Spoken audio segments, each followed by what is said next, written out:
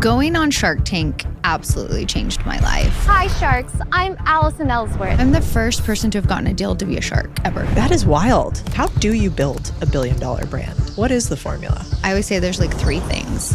One is... Allison Ellsworth built a modern soda empire from scratch. From local farmers markets to a Shark Tank deal. Perhaps the most successful soft drink startups that America has ever seen. Poppy has over 3 billion views on TikTok. 1/3 of the platform has seen my face 7 times. Poppy was the fastest growing beverage in the history of beverage, basically. I didn't know that. As a brand, if you are not on TikTok, talking, posting multiple times a day, guess what that costs you is your time. Have you ever had a really big disagreement or something go really sideways? There was literally screaming, fighting, but I think that it brings good resolution to have those moments. I love the good and the bad. I know. Our mission at Poppy is to revolutionize soda for the next generation. I want it to be the soda my kids and grandkids know as soda. And the only way to do that is to get it into more hands. So what does it take to sell a company to Pepsi for $1.95 billion?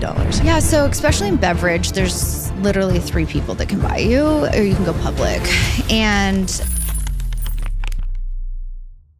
Hi, and welcome back to the Big Deal podcast. I'm Codie Sanchez. In this episode, Allison Ellsworth breaks down the exact playbook she used to turn skeptics into superfans and land one of the biggest beverage deals in years with her company, Poppy. And she didn't do it by luck. She did it with a lot of hustle and one secret, which was a guy on Shark Tank who helped her take all the homework he'd had over decades and apply it to her business. She credits him and a few others with the reason why Poppy is now worth $1.95 billion.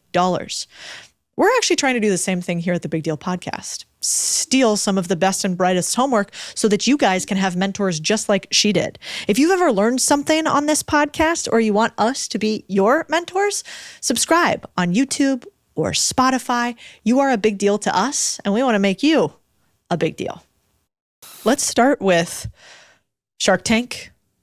No real background in this. Definitely not a $2 billion company at that time. What was that like as a young woman? Yes, I watched every episode before I went on, and I wanted a deal, right? I think some people go on and they kind of just want to be on TV. Yeah, or get the marketing or something. Get the marketing. And then on top of it, I was 9 months pregnant, literally had the baby 2 weeks after. Oh, hell. Yeah. But I always was like, oh, this will make great TV if I go in labor on national TV. Spoken like a real entrepreneur. She's like, this would be perfect. Might go viral. But it was interesting. So got a deal, absolutely changed our life. I think it's amazing. And then, being the first person to have gotten a deal to then be a shark and sitting on both sides and seeing both sides of the curtain, I guess, was really cool. And so who did your deal and how much money did they give you? Yeah, so we did our deal back in 2018. It was with Rohan Oza. It was $400,000 for 20%. Oh, God, deal of a lifetime for this guy. It is, yeah. Dilutive, at least? Yeah, of course. I mean, we had 100% of the company at that time. Okay. So, but that was okay. You go on Shark Tank to make a deal. They're sharks. It is what it is. It's what you're getting into. Yeah. And at that time, kind of a crazy idea. You're like, the thing is soda. They're like, what? It's not an easy business. No, it was worse back then. What it was was it? apple cider vinegar drink. Which is what? Worse. Who wants to invest in that? But we were called Mother Beverage before we were Poppy, and we did the whole rebrand. So not only was I like, hey, by the way, we have no branding. We just have a liquid that tastes good and a good story. And he just kind of saw the vision. And I think a lot of stuff I'm investing a lot now that I see, and the number one thing I invest in is the founder. And I really think that he just saw that and we just hit it off right away. Everybody says that it's about the founder, but then you try to explain it. How can you tell if a founder is going to make it or not? So most founders don't like being told what to do, right? They're doing things different. They're paving their own path. And so when you go to a founder where I've been in their shoes, and I'm not here to take your money, I genuinely have a little bit of more sympathy for that.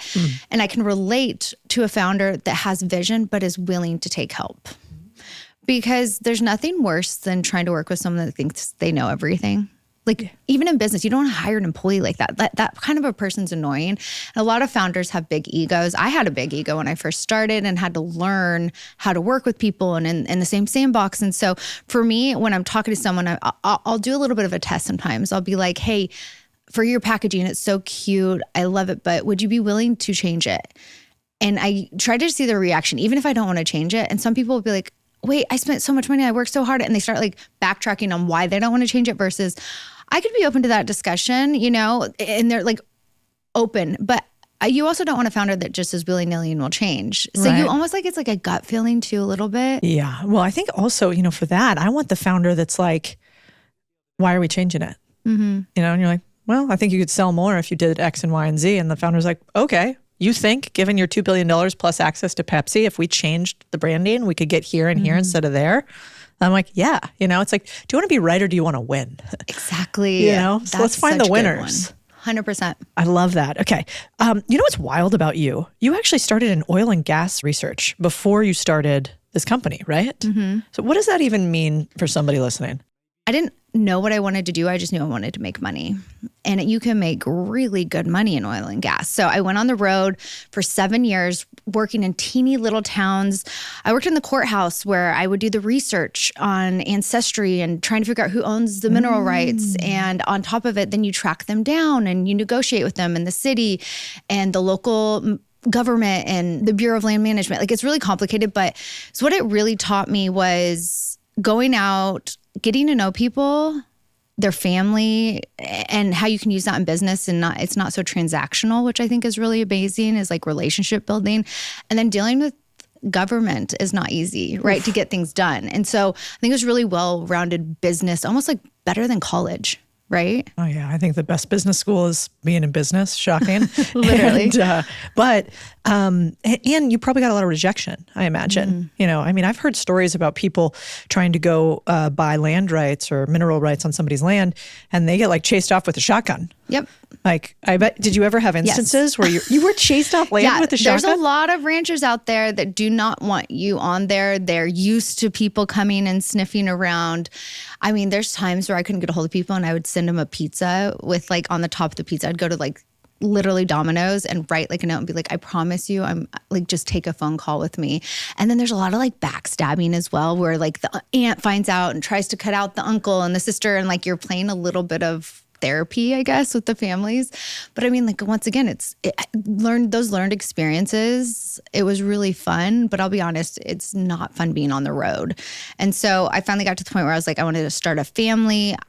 I loved it. I loved the money, but it just wasn't worth it anymore. And I was just discovered this new path. Yeah. Yeah. You're like an episode of Landman. Literally. Yeah. Did it help that you were cute and female?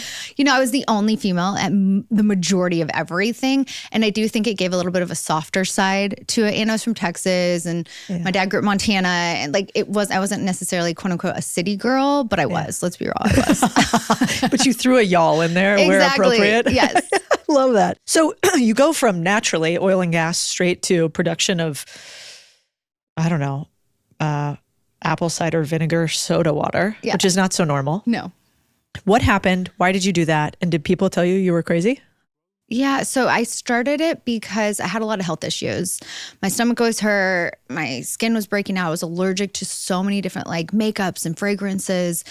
And I just started Googling ways to just like heal my body through food. Yeah. I never really had been into reading nutritional labels. I didn't even really know what half of the things that were bad or good for you were. Because, you go to college and then you kind of get out and you're just like, you just don't care about your wellness. I think that, look, there's a huge movement now.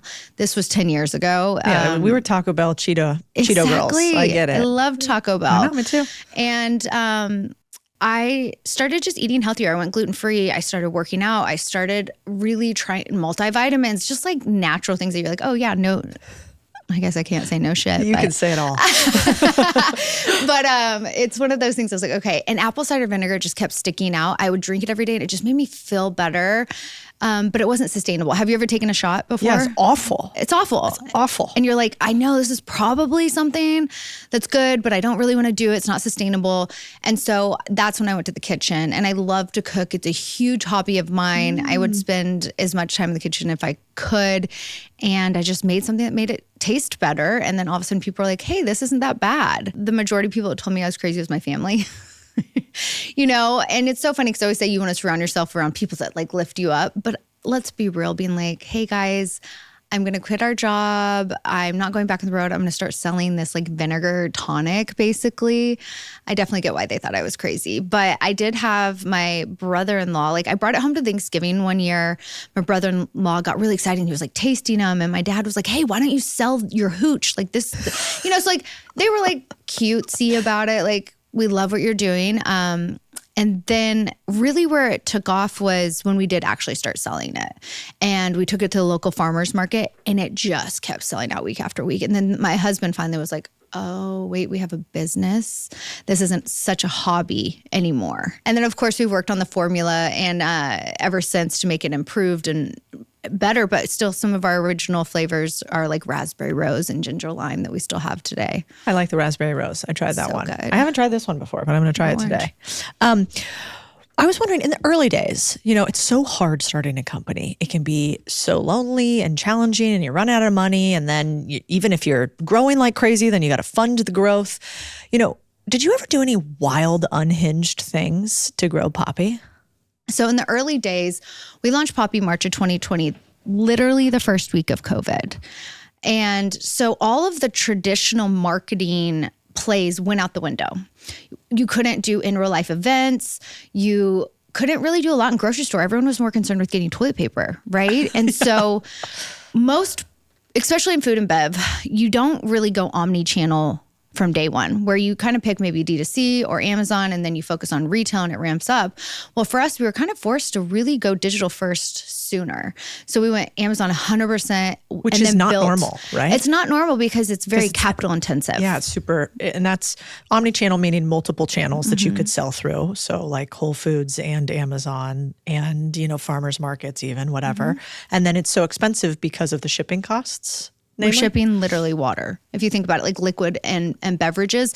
And then on top to support both channels marketing wise and people wise. Like it's a whole other beast. So when we were going on TikTok in the first early days, no brands were on there. Everyone's like, those are just young kids dancing. And I was like, no, there was like so many people on this platform and no one was talking to them. But you couldn't kind of approach it the same way as Instagram, where it's like high gloss. I mean, there wasn't even Reels back then, which sounds so crazy if you really think about it. Yeah. And really there was YouTube, but long form is very hard, that type of content. And so I personally started just spending my nights and weekends and going on TikTok and just being as unhinged as possible. I was dancing, I was doing transitions, I was doing recipes. Oh my God, we got to find these. Like OG, I mean, looking back at like the music, you just like in your head, those songs, right? Like Savage and like all of that stuff from the OG days. Yeah. And it just absolutely went viral and blew up. And some people, what I like to get across is it was really unhinged and weird for that time, but a lot of founders don't even think to do it nowadays, which is wild. As a brand, if you are not on TikTok, posting multiple times a day, guess what that costs you is your time. And the ability to go viral can happen. And so I'm just like, it does sound unhinged, but still some brands are like, I don't know, which is weird. It's hard to be comfortable being cringe, isn't it? Correct. Yeah. Like, were there ever, so if you're talking to a young founder and they're like, I'm too nervous to start. I'm anxious. Nobody's going to like me. What if they make fun of me on the internet? What do you tell somebody to get over that? Get over it. I'll be like, do you want to win? Do you want to be successful? Do you want people to learn about your brand? Then who cares? Like, who cares? Like, you've already taken this big step to be an entrepreneur and put everything on the line for something that you love. And that I'm asking you to do is spend 2 minutes and film a TikTok. Like, get over yourself. And like, if you don't want to do it, I get that. Some people are scared. Hire someone. It's literally a resume now or a job description to hire someone to run your TikTok. And it's okay. I always tell people it's okay if you freak out and you're like, I don't want them to be the face of my brand. It's okay. Like, the internet moves really quick. If that person decides to move on or you want to promote them, they move into another position and someone else, the internet doesn't care. It's so true. It moves so fast. Fast. And just put some stats behind TikTok. Poppy has over 3 billion views on TikTok. 1/3 of the platform has seen my face 7 times. So like it is like bananas how much we've gone hard within the paid and the organic piece of it. And then another really big unlock that not a lot of people talk about anymore, really on the marketing side, is linear TV. You might think, oh, what does that mean? So there's streaming, there's cable, there's like big format TV, right? So a lot of people, Hulu, and watch on Hulu or YouTube or like different channels, but like we do traditional TV as well. So the Grammys or The Bachelor, like we'll do ads in actual TV, which now most people stream it on Hulu as well. So it's kind of like, to your point, a little bit muddy, if that makes sense. But a lot of people look at TV as what only big brands do, and you can start testing streaming. But our goal at Poppy was always brand awareness. We are not a performance marketing company. And from day one, we never looked at an ROI. We are not a traditional D2C company either. So we are 100% Amazon. So we don't actually own our customer data, but we found a way to make it work. So all of our ads go to our website. So we still capture the data of our consumer, and then it actually checks out on Amazon on our website. Whoa. So it's very different. So like with the iOS update, with all of that stuff that everyone freaked out with a couple of years ago, it just didn't affect us because wasn't built into our marketing model. So it's always been brand awareness, brand awareness, brand awareness. And so TV was a really big unlock. We've done 2 Super Bowl ads, tripled our awareness overnight with that. Now we're into year 5. Brand awareness, like 50% of America knows Poppy. We're 1 in 4 households. So now we got to maybe change it up a little. Brand, like a lot of people know us. So now we're just now starting to like look at, okay, how do we do more mid-funnel ads and kind of start moving people down? But for the first 5 years was not a focus. That is wild. And so I think that's just, it's really hard to get that through to people, is to build your brand, build your story before you scale. You've built now a multi-billion-dollar brand, $1.95 billion acquisition by Pepsi. Yeah. How do you build a billion-dollar brand? What is the formula? One is you have to have a good product. You have to. I'm sorry, like people can say marketing and this, but no, we have a fantastic product that people love. Second thing is we are a culture first, creator first, community first, digital first brand. And then we have an incredible team. And a lot of people don't put a lot of weight onto having a high performing, strategic, incredible team. So we always say we have great people, process, and platform inside Poppy. So they see all this like cool stuff that we're doing, but we have a engine behind us with our team that a lot of people are slow to hire. When you're growing, Poppy was the fastest growing beverage in the history of beverage, basically. I didn't know that. Yeah. So it's just, we were growing so fast. So even people that were working for us had been in the food and bev for like 30 years. And they were like, I've never seen anything like this. Even Rohan, right? So it was a lot of learning together, building our own playbook and doing things differently. And you have to have a really collaborative team to be uncomfortable to do that. How do you tell if somebody is a high performer or not and a good fit for your team? Culturally at Poppy, one key thing we always found with like hiring people is at first we'd be like, resume, it's amazing. Look at all of your experience. No, it is hard work. And not like long hours, like burnout hard work, but just hard worker. You show up, you're engaged, and you know what? We can teach people stuff, but I will take a hard worker that's willing to learn and like really go getter over someone that has 20 years of experience. And then I think if you can find someone that can do both, like we always call that's a unicorn. Yeah. Someone that has like crazy experience, willing to do stuff disruptively, and like a hard worker, like it's really hard to find. So if we had to rapid fire and you had to choose between IQ versus curiosity. Oh, curiosity. Creativity versus academic background. Creativity. Great resume versus willing to be up early, stay late. Early, stay late, street smarts. Wild, huh? Because I think everybody thinks the opposite. They're like, they went to Harvard, must be easy. I always joke about, we got to wash the Harvard off you because you got told you were too smart. Good. I was a C student in college, and I built my business to be a $2 billion business, right? Not alone, with my team, but to your point, I'm like street smarts, I'm creative, I think different, and it's such a good recipe, though. You do have to pair it. Like, you got to have some data. You need some nerds. You need a good finance team. You need a good operations team. So, I think it's just to be disruptive, you need that. And then if you can find a way to pair it with some traditional, it's pretty special. What do you think about business plans? Should every founder have one? You know, I used to hate them. I used to hate agendas and AOPs and planning. And then once we got to the point where we went through a full year of planning, I was like, oh, wait, that is kind of fun. And I never thought I would say that, especially for me, because I think you don't like change as an entrepreneur. But when you start planning stuff for 2026 now, and we're doing like cool launches and innovation, we know what we're doing next summer, you can really do some really disruptive things. So something that we do at Poppy is we 80% plan, and then we leave 20% for crazy or unplanned. And I'll give you an example. We knew we were going to run linear TV. We tested a piece of creative in November of, I think it was 23. It did really well. We put it at the Bachelor of the Grammys, some big premium placement. And the creative was just so good. It was anthemic. It was putting our stake in the ground that we are soda for the next generation.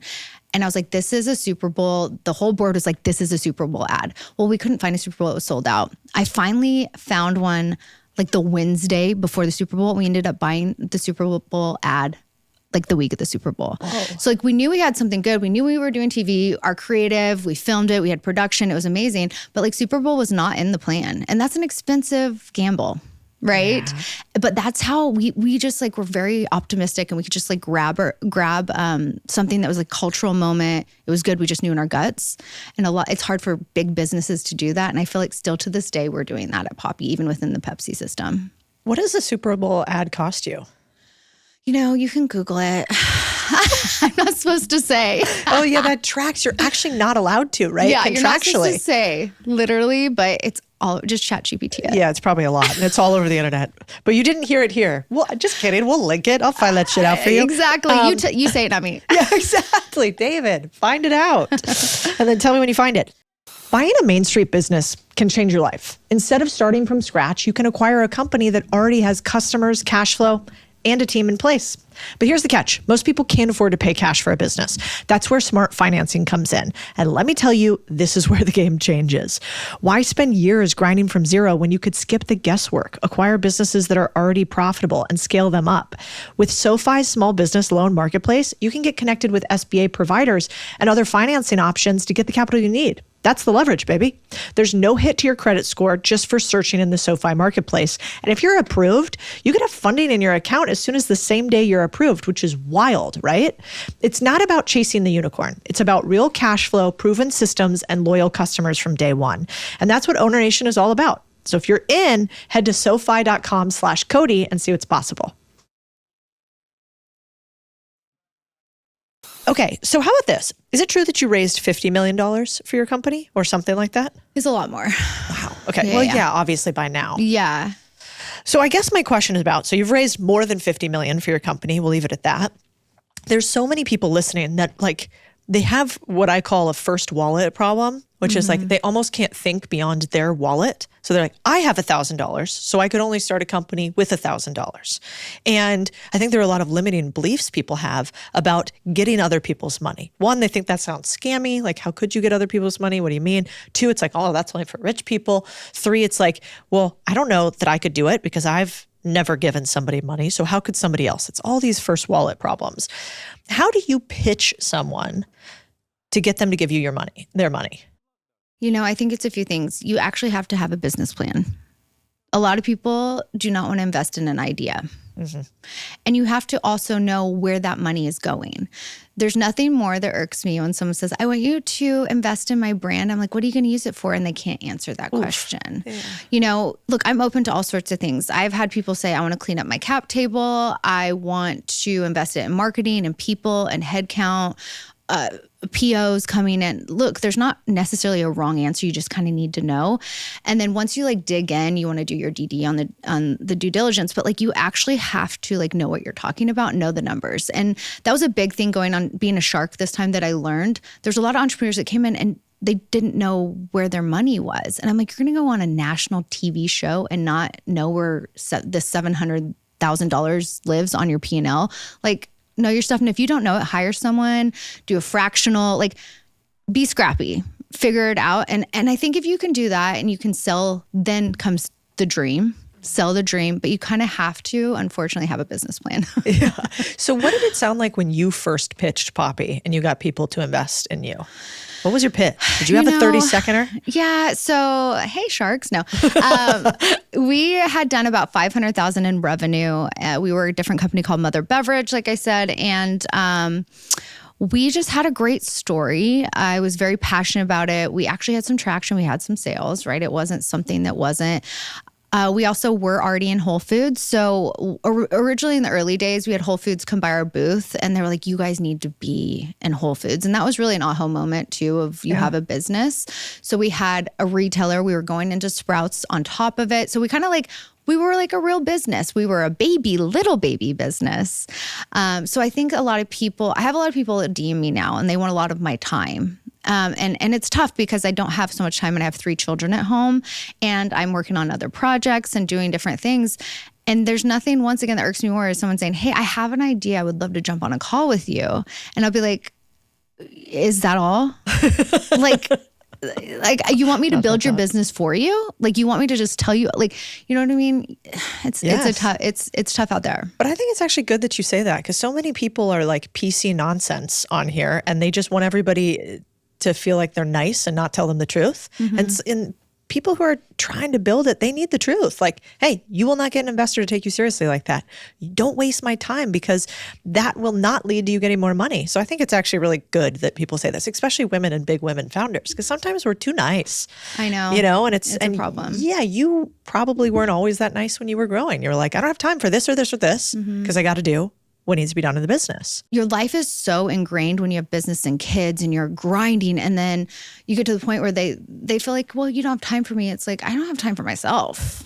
Right. And so it's not personal, it's business and it affects people. For me, my family's incredible. They're one of the biggest supporters. I would not have survived my pop years without my husband. We're very blessed in that. But to your point, the friend thing's hard and I have so much love for him, but it's really hard. You work with your husband. I do too. So hats off to you. I'm a big fan of like family business. I don't know who talked us out of the idea that family business was always bad. But how important is your partner to you? Like how important is it the person that you choose as your husband or your spouse? Yeah, I mean, I think it's more important than they say, like you get into marriage with business leaders or investors and stuff. But if you don't have like that core, I don't know, like healthy marriage at home, like if your home life's a mess, then like you're not going to show up right and be able to be successful. And it's interesting because me and my husband started this together. I get all the recognition for Poppy, right? And so to even have a strong man to allow to live in that situation, I will say, we've talked about it and he's like, yeah, it'd be nice if I had more recognition, but like we're having success and we're building something that's going to last for generations. Like it's a true partnership and we know we're working towards the same goal has been really core to our success. But I'll be honest, now that we're on the other side of it, and we're doing kind of like our own thing. This is the first time ever we haven't worked together like day in, day out. And so it's been an interesting, like, how do we do this? Like, where are you going? How, like, I usually like am sitting next to him in the office or doing something. So it's like a whole new wave and it's actually kind of fun, exciting. We're finding hobbies. It's like this whole new world of what I think probably marriage should have been, not like so crazy, like every date night at Poppy. So I just think it's so important. And then to find someone that lifts you up and like understands your values, because I am a very successful woman and a lot that can bother a lot of men. Right. And he's just supported me through that. I don't know. Would you say you guys have similar values? Yeah. I mean, I think I got lucky. He's a former Navy SEAL. So he never really cared that much about money. He was like, we weren't even playing the same game. There was no competition between the two of us because he really cared about service. That's still really important to him. Yes. He cares about like, really, am I doing something that matters? That's super important to him. He needs to feel like needed and respected.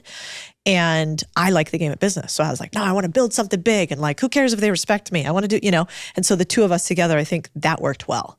But if it wasn't for him, I do think it would have been really hard to build alone. I wouldn't be, like Poppy would not be here today if like we hadn't done it together. Hands down, I could not have done it alone.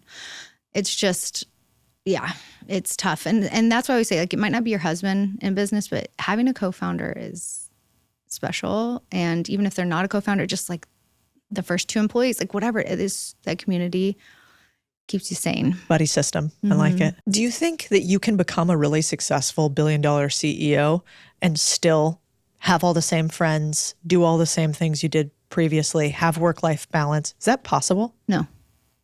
And I think people need to hear that. And I think people also need to hear it's okay if you're a workaholic if you love it. I think women get that a lot too. Is like, well, why don't you want to be home more and do all this and like have a spa day and do those things? It's like, because I would rather be at work. And that's okay. It's when it's burnt out, you don't like it and you don't love it, you should take a break and you should take care of yourself. That's not what I'm saying. But there's this stigma of you should have balance, but like, I don't want balance. I thrive in chaos. I'm obsessed without balance, right? And that's okay. And I don't think a lot of people talk about that. It's as long as you're mentally okay. I'm not saying don't take care of yourself. I don't know. How do you act with that type of thing? The same. Somebody at my trainer this morning asked me, like, what are your hobbies? I was like, that's funny. Hobbies? Yeah. I don't have time for hobbies right now. Yeah. I got a hobby and it's called the business. Yeah. And I hobby it all day from like 6 to 9, like that's about what we do. And you love it. And I'm thrilled. Yeah, I wouldn't do it if I, I mean, there are parts of every day I don't like, if I'm super honest. Yeah, there's at least some part of every day that I'm like, fuck my life, this is really hard. But there's more of the day that I really like. And so I can't imagine doing anything else. And I find it totally uninteresting, if I'm honest. Yeah. So that means you still love it. Yeah. Because now I'm on the other side where we've transitioned to advisors on Poppy. I'm still heavily involved in the creative and marketing, but I picked up golf and I'm obsessed. But that's a 180. It's a 180, but it's almost like I'm taking lessons 3 times a week. And it's a hobby I can do with my husband, which we've never had hobbies together because Poppy was our hobby to a point. So it's interesting now being on the other side, but I'm almost just as intense with this and like want to get it perfect. It's not like, let's go play golf. You're breaking golf clubs. Everything I do. Yeah, everything I do is a little bit intense. Yeah, I like that. You know what else I think is really interesting about you? It seems like you never gave up your feminine look, your long hair, great makeup. Do you think that women need to change the way they look to be taken seriously? It's interesting. Look, I've always loved to be a girly girl. I grew up like dancing and with makeup, and it's so funny. I just never thought I had to change, I guess, to your point. I don't think so. I think especially now within tech and beverage and CPG, like showing up even in sweatpants, like I'm okay with that if my employees are at work in sweatpants. Because like, who cares? If they're working and they're performing, let them be them. There's many a time I've gone to a board meeting in sweatpants or in a suit, right? It's like however I felt that day, that was like my personality. And I'm seeing that shift, honestly, in the business world, maybe not like in the banking world and finance. That's when I go to like New York and everybody from Goldman to JP to, you're just like, you guys, put the suit away. Dude, I fell into that too. I cut my hair super short when I started in banking, and I have really thick hair, so I just look like a mushroom. I mean, it was horrifying for everybody involved. Man. Yeah, put a picture up on the, no. It's probably out there somewhere. But I think I really felt like this is what a businesswoman looks like. And now I'm not so sure that being attractive is not actually really an unfair advantage too. Right. And being feminine is actually kind of an unfair advantage because not a lot of billion-dollar CPG founders look like you. You should do you. And it's what I feel comfortable in. You know what I mean? Like totally. I like it. Yeah. And it's the beauty of being a founder too. You can kind of do whatever the fuck you want. The best part. Literally the best part. Is it also true, I was reading, I don't know, on your website or somewhere, that you got Post Malone, Hailey Bieber, Kylie Jenner, Billie Eilish, Russell Westbrook, I actually don't know who that is, J-Lo, Olivia Munn, to either invest or partner with you? So it's interesting. Yes and no. So we are what we call is like celebrities' favorite soda, culture's favorite soda, college's favorite soda. Like we really ingrained into like culture, music, lifestyle. We're really good at that. And so we have a really big motto at Poppy is we have unlimited samples. We send out 300,000 packages a year, like crazy amount of samples. Like that number is probably even higher now. And so our secret to success was keeping all of these celebrities stocked up. And I would say for 2 years, we stocked up Kylie Jenner, Stassi, her friend, all this stuff. And then it organically showed up one day in her TikToks. And it just organically started becoming part of their lives. Same thing with like Haley. We stalked with no, like, we didn't ever ask for them to post, do anything. And then it organically, she got papped with it all over LA, right? So I think a lot of people are like, well, they don't want to invest in that because they don't see the ROI. It's a longer burn ROI on it. And it's just like hoping and praying. Now, someone like J-Lo, love J-Lo, found out she was a big fan. We reached out. We did end up working with her. And then with Post Malone, same. He was like on a couple of podcasts just talking about how he had to give up soda because it was so bad for him. And I found out it was because he had discovered Poppy. So we organically did a partnership with them. So it's this thing where it's like a combination where we show up. I mean, like Pedro Pascal is like papped with Poppy. Like it's crazy. It's just so, it still like blows my mind every day. That is out of control. I mean, he is like sort of the it guy now too. So does this mean that you go hang out with all of them? I wish. I will say I've become good friends with Olivia Munn. She was like one of our OG. Her. She's the sweetie. She has kids. We have kids around the same age. And she was like one of our first. She is best friends with Rohan's right hand, Stevie, and they became friends. And she invested really early, like one of the first. And she was such a good partner. She posted us. She got papped with it. She organically just like loved it. And so, you know, when you get like a good partnership like that, you do kind of get close to them, which is fun. Yeah. Well, you're in the kind of the trenches of business together, which is tough. What does get papped mean? Does that mean paparazzi? Yeah. I'm so not cool. That's so funny. How about, let's talk about the other side. Like, have you ever had a really big disagreement or investor meeting or something go really sideways in your meeting? My dad calls them like your head in the hands in the middle of the night, no idea what to do next moments. You know, I think it's so funny. There's a lot of that, and I wish I would have journaled, I swear, where there was literally screaming, fighting, not knowing. But I think that it brings good resolution to have those moments. And, you know, one that I can kind of think of is our cans are actually direct printed, right? So they look like a regular can, they're printed. But when you start out in the early days, you do sleeved cans. Oh, yeah. And they're very expensive, but they're really pretty and they pop on the shelf, right? And so there was a while where we were like fighting over, should we move to direct print because it might not be colorful? It was like this whole thing. We didn't make time for it. It was like, so like, it was just like dramatic. And then we finally made the switch and it saved us like $17 million that year. Whoa. Like, because the sleeve cans are more expensive. So there's certain things where we're like, that was dumb. We should have done that earlier. The conflict got us there. It was like this whole thing. And then it finally made us a priority as the money pushed over the edge. So there's stuff like that, but I can't think of like a drag down. I'm sure there's a lot of them. Don't get me wrong, but I love the good and the bad. I know. Yeah. It's funny. When I wrote my book, I have a guy I worked with, my editor, Charlie, who's amazing. If you ever write one, you should work with him. But he was really funny. He's like, you know what I've realized about a lot of founders? You guys have like a weird reverse amnesia. It's so true. And you do not actually, I literally was like, Charlie, I know that there's been times where I've been stolen from, lied to, cheated, Yeah. I literally cannot remember. So he would have to prime me with all of these, which maybe is like childbirth or something. They say It's you can't 100%. remember. Yeah, I was literally going to liken it to that. It's, you have it and you're like, I'll never do that again. And then you find yourself pregnant in a year. But I'm like, I don't know if I could do it again. But it's the same thing where people are like, are you going to start another company? I'm like, I absolutely could do it again. And they're like, but you just came off that and it's you just get the bug. Yeah. And it's so fun. And if you're having fun, like I said, then you keep going. So what does it take to sell a company to Pepsi for like $1.95 billion? How does that even start happening? Yeah, so especially in beverage, there's literally 3 people that can buy you or you can go public. And the reason why you do want to partner with a strategic, in this case, it was Pepsi for us, is our mission at Poppy is to revolutionize soda for the next generation. I want it to be the soda my kids and grandkids know as soda.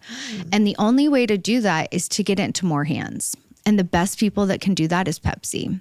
Through distribution. I mean, they have iconic branding, systems in place, leadership, like so many good things that you can gain value on going into a system like that. And another example is like college campuses. They own all the big contracts on all of them. Yeah. We could not actually be sold on the college campuses. We're the official soda of the Lakers. We could not be sold in the stadium. Right. And so it's these things these big unlocks that you have. So for us, it was always a goal. from Shark Tank to end goal is to hopefully get on to like Pepsi's truck, right? The American dream, right? And so for us, it was kind of like always a goal. And then you just start dating, right? So we had been talking to them for a while. You kind of have meetings, you go back and forth. And then we just had like a gangbusters growth. We had triple digit growth year over year. And it's at one point too where you can get too big, where people don't want to acquire you. And we were just like, we're kind of in this interesting sweet spot. We'd been talking to them and they just seemed like it was just the right timing. You almost like don't know because you're like, is it too soon? Is it too late? But they ended up giving us such an incredible offer. And then they guaranteed all of our employees could stay on and they could keep Poppy. And so we're like this subsidiary still within the system, but we're still running as like the Poppy engine. And so for me, it was like kind of check. And so between, us as founders and the board and the senior leadership, we all just like, in our guts felt like it was the right time. Yeah. And it was like cohesive. We all felt it. Nobody was like, no, because if one person's off, there's doubt and it casts doubt. And so we were like, if we all feel good, then this is probably the right time. How long do you think you had to start talking to people about this acquisition before it went through? Did you have a strategy about that? Were you like, hey, I want to build these relationships so one day when we need it, we're already going to be warm?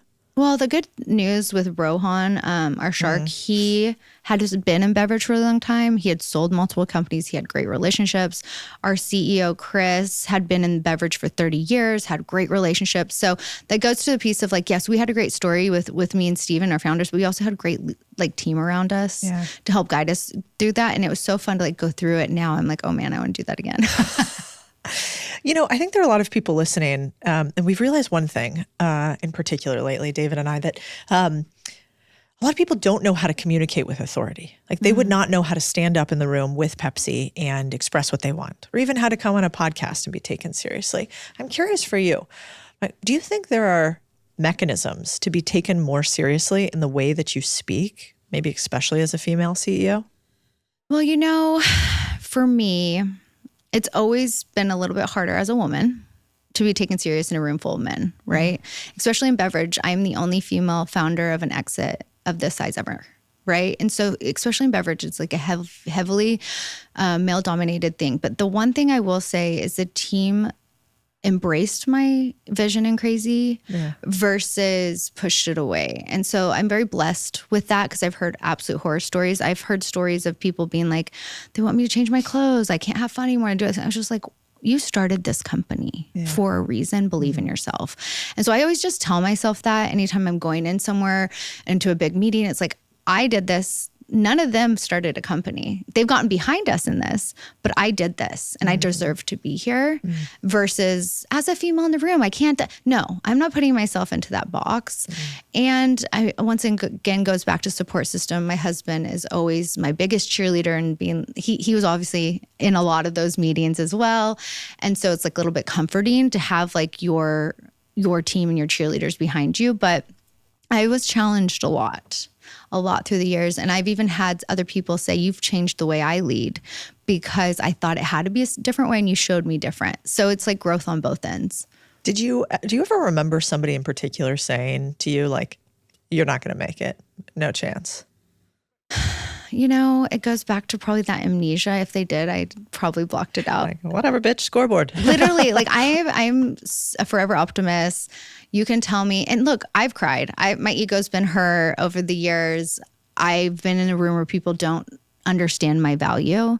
And that's honestly harder, is when people don't recognize your value when you're doing amazing things and they're bringing you down because you're shining. That's honestly a harder place to be when people are trying to bring you down because they don't understand your value than the other. But I do think it's ever evolving. You get really thick skin as an entrepreneur, wouldn't you say? Yeah. Yeah. Now I kind of giggle. Yeah. I'm like, put that other chip on the shoulder there. Got a few of them, light them up, And, I think a lot of people don't get help as entrepreneurs. So yes, I know people talk about like mental health and therapy, but what was more successful for me was a business coach. Yeah. That's a great, I totally agree. Like tactical as opposed to let's go back to your trauma when you were 2. Exactly. And it was like, okay, here's your problem. How are we going to win? And it's such a better mindset for me as an entrepreneur to your point, and then looking back on my childhood, I was like, I forgot about that. Like, I'm on to the next. You know, I always say, like, reach out, find someone that can help you, get a business coach, talk to people, build on that. And like, it's okay to get help too. Half the time, a lot of people think you have to hold it in and do it all yourself. Sometimes it's hard to stop because it's go, go, go. Oh my God, I'm so excited. Our annual event, MSOW's, come out. This event just hits different. It sells out every year. It is in person. There's a couple hundred of us that all get together. So make sure you get your ticket now if you want to. What is this event about? Well, if you want to hang out with like billionaires, if you want to hang out with millionaires, but also plumbers and secret agents, and also some of the biggest names in government and policy today, you're going to want to be here. Let me tell you some of my favorite little comments about this event. My friend Sam Parr says, this event is legit. We had a spy, a billionaire, and a hedge fund manager hanging out with a plumber. What? Another one, Nick Huber said, honestly, it's too good. You need to raise the price to this thing. No, I will not, Nick. Pace says, whatever you do, don't come if you don't want to meet Navy SEALs, buy businesses, make more money, or hang out with fellow psychopath owners. MSOW's is my favorite event because we break things down live. We do workshops to figure out business buying, but we're also going to hear from, like, I don't know, if you're into billionaires like Joe Lonsdale, maybe you want to hear from like a special surprise guest I can't even tell you about. And you also want to hear, like, how do you buy your first garbage truck and turn it into $1 million a year? That's Spencer who will teach you that. Anyway, tickets are out right now. You're going to want to get them. It's in Austin, Texas. It is going to be so legit. I can't wait to meet all of you guys there. All right, see you at MSOW's. Oh, it stands for Main Street over Wall Street, by the way. It's not like sows or cows or anything. It's about Main Street over Wall Street. Dates, November 2nd through 4th. And just so you know, due to personal reasons, we're going to be turning it up a fucking notch this year. What would you tell somebody who's in a room where they're not being valued or respected? How do you flip the switch on that? Okay, one of the hardest things to do is to walk away and let them figure it out without you. So in that moment, it is not going to serve you to be angry, to lash out, to speak your mind, because they're not listening to you already in the first place. So something that was a really hard lesson that I've had to learn in my career is, okay, well, if you don't love my value, then do it yourself. One of two things are going to happen. They're going to succeed without you. And if it's your business, in the end, that's a good thing, right? That means you were probably holding on. Or two, they're going to understand that value and ask you to come back and help. But they're like, you getting angry, you freaking out, making a scene, letting your ego get in the way. Now, there's also opportunity later on to have a one-on-one and have a conversation outside the room. If it really is bothering you and something was said and you're like, that was really disrespectful, don't do it in the front of everyone. Have a one-on-one, because then half the time they'll probably realize it, have a normal conversation, and it'll get fixed. But a lot of people want to like school someone in person. It's like, that's not a good look either. Yeah. So what does that sound like? So afterwards, if you feel like you've been disrespected and you want to circle around and have a conversation to fix that, what do you say? I mean, you're literally, be real. Tell them how you feel, you know, in a respectful, kind, calm thing, right? Like, hey, you literally shot down my idea in front of the entire team. I would really appreciate if you didn't do that, because half of the stuff that we're doing in this brainstorm, for example, is throwing crazy ideas out. And that's part of this process. And you doing that undermined me in front of the team. It also, you can see it on people's faces when they don't see your value, like the teammates. Like, I've had people say stuff and you can sign to see them like it's uncomfortable. Yeah. And so, hey, like, let's just, you know, work on that. And like, how do you feel about it? Right? Like, hear their side of it too. So I think people don't like conflict. They don't like talking about things. And honestly, if you're going to be a good leader and a business man or woman, you have to be able to hit conflict as it happens, not 2 weeks later because it manifests. So true. Like, focus less on exactly what you say and just go say the thing. Mm-hmm. And then you'll get more used to it. And those repetitions will lead to like better rhyming as you continue to get reps. Yeah. And I think with value, it's so funny because you usually move through stages of you're angry, you're sad, and then to me, then you need to move to building to fix it, right? So it's like a normal emotion people go through. And it's like, okay, now I always want to kind of get to that third stage really quick. I'm like, okay, you pissed me off. You hurt my feelings, but now how are we going to fix it and like go to problem solving? Yeah. It's really hard for people to do that though, to get into that space, because staying in that angry and hurt phase, sometimes it feels better. And it's very easy to just go around and sort of continue to tell that story to everybody too. Guess what happened to me? I'm a victim. I totally get that. What about What, do you use different self-talk? Like, do you say words to yourself like, I'm stressed, I'm anxious, I'm this? What does the voice in your head sound like as a $1 billion founder? I'm tired. I'm tired. I have 3 boys. I have a problem. I don't say no to anything. Oh. And I don't take time for myself to just do anything. So for me, it's mostly I'm tired, but it's always I can do it. And I rarely say I don't get anxiety like hardcore. I'm sure I probably do, but it's not, everyone has it, right? Yeah. So I'm not saying I'm not, but I do wish I could sleep better. I was tired. Like you're just going to be tired. Like I don't know how to explain it. And so like even tonight I'm like, I'm going to go home. I want to watch a movie and go to bed at 9. It was a long week. And then tomorrow I'll wake up and be like, wow, I feel so much better. I know, 100%. Yeah, well, one of my favorite mentors said, do you want to give up or do you just need a nap? And I was like, I need a fucking nap. You're right. I'm Literally. sorry. That's such good advice. Yeah. Sleep is a beautiful thing that can just make you feel better. And it's so crazy. It's so simple. But I love it when people are like, give me the recipe to that. And I'm just like, get some sleep. Yeah, it's so true.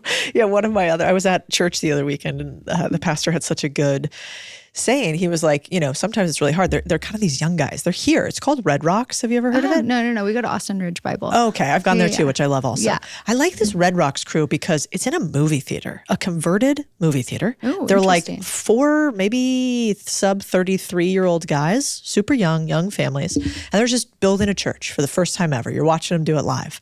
And I love something about like that young hustle. I just respect the hell out of it. So anyway, sometimes I went to church that day and he said this line that was so good. He's like, well, there's the guy who's sort of the head pastor, then this one that was speaking. And he's like, it's hard. So sometimes, even though we have this big mission and I have all this faith, I want to give up. And he's like, there's been many a night where I've called the head pastor and said, you know what? I just can't do this anymore. I'm sorry, I quit.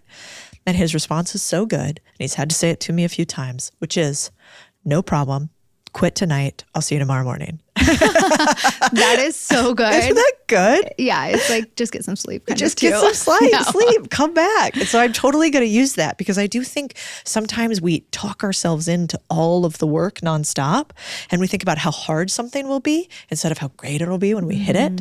And that's really an easy way to talk yourself out of all the things you want in life. And time will really help. If something's like really hard, to your point, like put it aside, give it some time and then revisit it. And it usually isn't as hard. Yeah. At the end of the day. It's so true. So what about if you had to pick sort of, you're looking at all these new young yous potentially at Shark Tank and you're looking across their skill set and you're like, all right, I know that the best entrepreneurs, they need 3 skills. Like what are the top 3 skills that every good entrepreneur needs? Hustle, of course. Willing to learn, grow, and partner. So it's that collaboration. And then doing it, at least at the beginning, that they love the passion.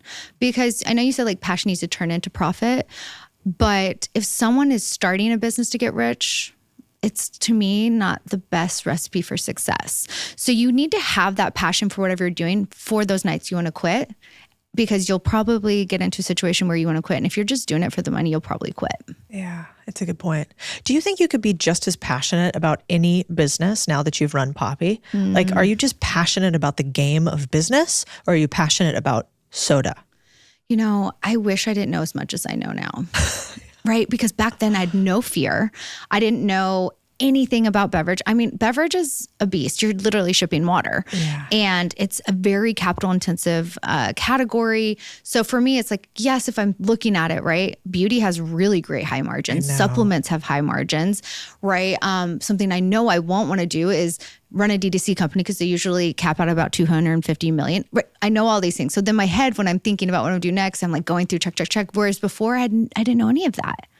And so yes, but now with the knowledge, I think passion is almost key because I don't want to, I don't, it doesn't sound bad. I don't need the money. Yeah. No, it doesn't sound bad anymore. At all, girl. You earned that. Look, I love to make money. I want to continue to grow. I want to do a business. It's those things, but it's like, I need to find something I'm passionate about to then willing of my time, right? Because I sacrificed 10 years of my life. It turned out incredible for Poppy. And you wouldn't even call it sacrifice, but I worked hard.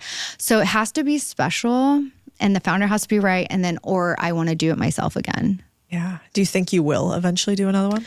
I think so. It's pretty new and I'm still pretty invested in Poppy and my time. And, I really want to see the success and it be successful in the Pepsi system. So it's hard. I haven't quite let go of that. And I think once I finally get it to where my baby's at college and it's good and she's moved in and she's like working on her own, I think that it will be, but I do think I have another one in me. Yeah. I mean, it's actually pretty wild how fast that thing has grown with how young you are, too. I know. Like that is definitely not normal. What about, was it hard to take away complete control of Poppy? Like, did you have a moment where you were like, God, I shouldn't have done that, or I need to go on an ayahuasca retreat or something in order to get comfortable with this? It's really hard because I made a choice early on to put my face attached. So I'm the face of Poppy is me. I am Poppy. Like I'm very attached to the brand, where some people will have a very successful business and not a lot of people know who the founder is, right? I'm very public facing. So I'm very connected to it. So it's almost like, what do I do now? And I will say that has been a little bit hard. And it's like you don't sell your house and then keep a key and tell them where to put the curtains and the couches, right? True. So it's definitely a growth period that I'm going through. And even in the past, like for example, it was me and my husband. We knew pretty early on we didn't know everything. And it was that ego piece of, it was really hard, but we brought in expertise. I was running the marketing. I stepped down from running the marketing and just moved over to just run the creative. And we brought in a traditional CMO. There was times along the way that we kind of let go control slowly during the steps. So then when it was this time, it was just, it felt good, but it's still hard. Yeah. It's only human. Do you have any secrets to hiring great execs or leaders? Like, what have you realized? Obviously, you know what your top performers look like, but how could you tell like this person versus that person could be in charge of the entire marketing of your business? That's a big role. I think culture is a huge piece. So do you do anything weird to check if they are a culture fit? Do you make them like pound poppies or what? No? I know, right? Yeah. I read, people always like, did you give them homework? I'm like, yeah, you can give someone homework, but it still isn't like a culture, like personality, the working values. So we had 3 values at Poppy. Is like, do you keep it real? Can you have real conversation? Can you do something really creative and disruptive? And then are you collaborative? And then obviously the hard working on top of it. But for me, the creative piece was really big. So someone might say in finance, like, how are you creative in finance? I was like, our finance team was potentially the most creative because to make sure we didn't go out of stock and keeping the wheels on the bus and raising that, you have to be very creative to really scale a business as quickly as we scaled, right? Same with the ops team and the sales team and, all of these things. So when I speak to creativity, it's not just on the marketing side, which I think is really important. I hate to say this, but stealing from other companies. Yeah, totally. Where you are networking and you're seeing someone else balling out and them being, you're like, I need that person. 100%. Because, there are instances where people are on the market and they're looking and a business went out of business, but food and bev is very small community of people that really know what they're doing and you kind of know them all. No, I think you got to go hunt your top talent. I wish you didn't, but every single one of my top performers, we have stalked and then eventually bothered enough to where they decided to say yes. I'm glad you're saying the same thing. I wish your answer was different. You're like, it's just this website.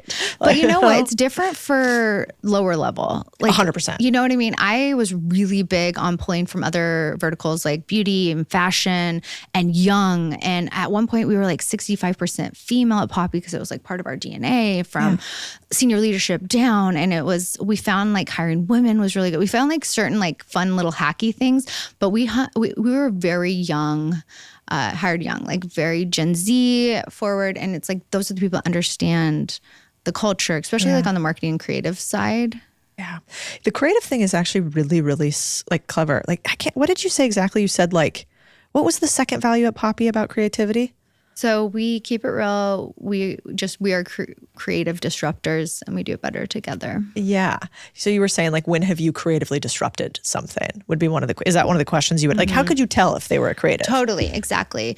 And it's so funny. It's the simplest thing. Awesome. What brands do you think are cool and creative and doing something disruptive right now? Yeah. And if they can't name a single one or they say no offense, Gap just did that really cool campaign. So I can't even say Gap right now, but Yeah. like A6 or something, you know? And I'm like, You're like, you Costco's probably killing don't. it. You're like, Yeah. what? Okay. Yeah, it's something like that. So you can really read a lot when people don't understand, but then it does a finance person or an ops person need to do that, right? But you'll be a better culture fit if you can actually, like my daughter's obsessed with. It doesn't have to be something you're obsessed with. Be like, so-and-so, right?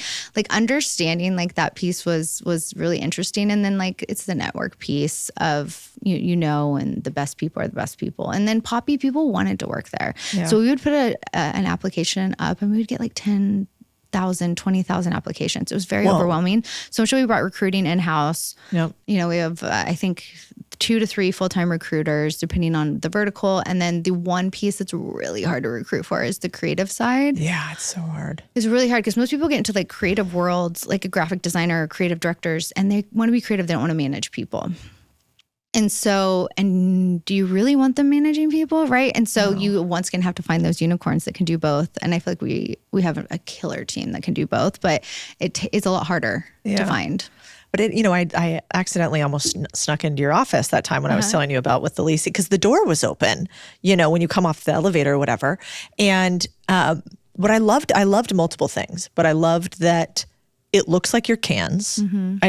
And you even have like a component of it, like the bright colors, the shiny, like it's just, the whole thing is, it all matches. And so I can see how like deep your culture must run because when other people repeat your words back to you, when your like headquarters also matches what it looks like online, I don't think people realize how hard that is. And to do it in a way that's not a caricature, right? Exactly. Yeah, building a brand is really hard. It's easy to have a product, it's easy to have a business, but creating like a movement is really hard. And so honestly, with me transitioning out, that and what you're saying makes me sleep at night because of the incredible team, and they get it and they know the brand and they know culture and they're proud of Poppy, right? So like that makes me like sleep better. But I will say it just was fun. Like we were just like a fun place. We grew quick. We were like a family. We were a business, and brand first always. And I always say like create, like know who you are before you launch a brand. Like do the work, understand your consumer. What are you saying? Who are you speaking to? Who's your creative consumer? Who actually drinks Poppy? Like we did a ton of brand work and brand house and who's our muse and all of those different things we worked really hard on. So we knew who we were before we scaled. Whereas a lot of people scale, they have a business and then you try to create a brand. It's a lot harder. It's so hard. And then to build a community once you're big, like it's just really hard. So we just kind of built community and brand from the beginning. It's so good. I mean, I'm obsessed with this idea of, I was listening to Elon Musk the other day talk about showmanship is salesmanship. And I loved that line because it is like everything is kind of show business. It's all like, we call it magic moments here, but how can we have every single person who interacts with us feel like there's some little moment of magic? Not everything is, right? But like some moment where they're like, this is unexpected. So I kind of think that customers can tell when you really care. Yeah. And if you compare like that caring, or if you compare the caring with creativity, it's rare, because it's a little hard to be creative and out there. That means you have to be a little weird. And that's a little scary being a little weird. And unhinged and cringy. Yeah. And so I love that. I'm going to bother the team. We were just talking about that in the meeting today. I was like, we're having an event, and we have this event every year. It's one of the biggest events we do. And I think it's one of our best give back things we do. Oh, cool. But we were going to have this little pre-call. And then the way they were setting it up, I was like, oh, can you imagine going to a hotel you're excited to stay at? You get to the hotel and the lobby's like dirty. And it doesn't look like the hotel rooms that you saw online. Like, are you checking into that hotel? Or are you like, I'm out of here. I saw the preview. I don't want to go to the main thing.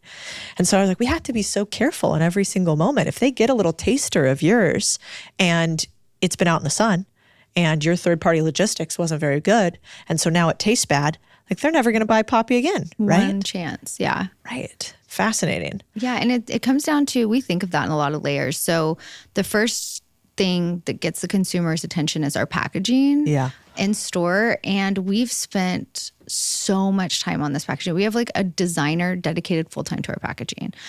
And down to what do you say on the front, colors, the the fruits, we're designing a new flavor right now. I was just on a call yesterday with it. And like, how does it, is it literal? Is it illustrative? Like so like that's our first line of defense of like the brand as a consumer. And to your point, if we throw an event for creators, it is so next level. But you know what? If we're actually getting together, I'm going next week, we're doing our national meeting. We're all getting together at Poppy.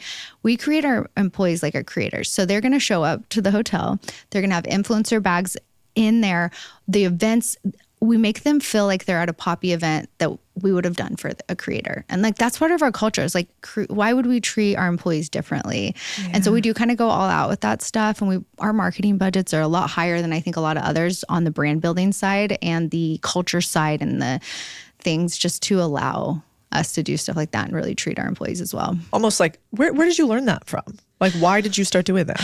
You know, we were just forced to really do things differently within COVID. And I don't know. I love people. I have like a good heart too with it. And you just got to like reward the people that are working so hard for you. I don't know how to explain it. And then I will say the brand piece of it, it just kind of like came as we went. We weren't afraid to listen to our consumer and change and, you know, always work on it. A lot of people think like, well, I figured that out 3 years ago. Like we're doing like brand work every 3 months. And we're keeping the core of who we are. We do a lot of it internally. Stevie, who I talked earlier about with Rohan, secondhand person, she's incredible in brand, been working with brands. Like, so we bring in a lot of expertise. Mm-hmm. We have a great in-house quote unquote agency with like designers, art directors and stuff like that. So it's just an ongoing process. And I wouldn't even say it's like all me. It's like, it's just Poppy. Yeah. Well, it's hard. I mean, I never thought brand mattered that much because I was in finance. So I'm like, does the math, you know, the spreadsheet, where I was a spreadsheet girly.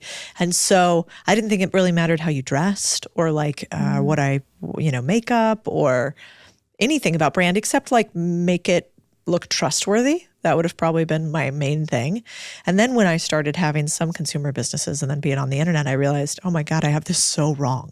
And that when you're maybe a more junior entrepreneur, brand, it seems like, listen, I'm trying to pay rent. Brand, what are you talking about? Like, I'm trying to just make it happen.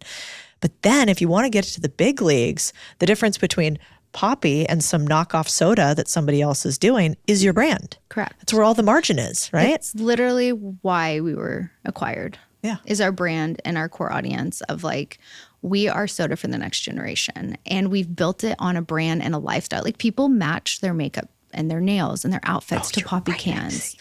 Yeah. And it's like, that is like unreal it's so funny. I'll go to conferences and I do all sorts of stuff. And one of my favorite things, and it might sound creepy at first, is I'll have older gentlemen come up to me and say, can I take a picture?